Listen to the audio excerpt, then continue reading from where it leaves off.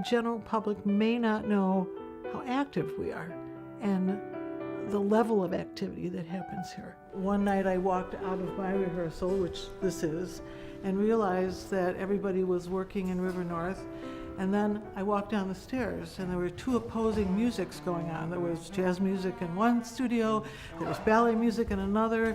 Walked down another level of stairs and there's Shaw Chicago rehearsing in the library and Dance Works doing their work, and the tech guy was running back and forth setting up for a show. Went down to the first level, dancers stretching on the floor, getting ready for a performance, and I realized that that's not a special day at the Ruth Pace Center. That's every day at the Ruth Pace Center.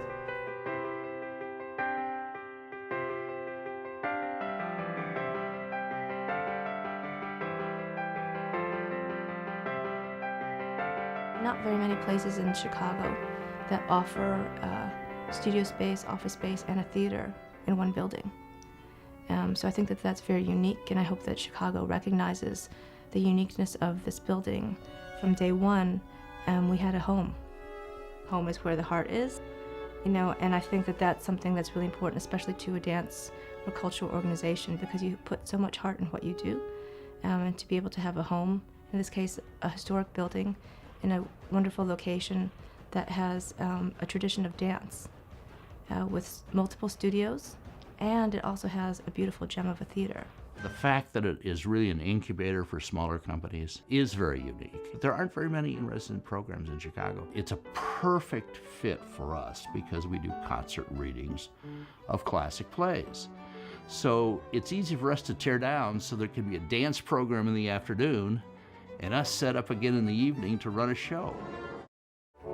I think this school is unique because of the teaching, the excellence, and the high standard we have here at the school. We've trained zillions and zillions of dancers, not only dancers that do ballet, but dancers that have been on Broadway and modern companies, everything you can imagine.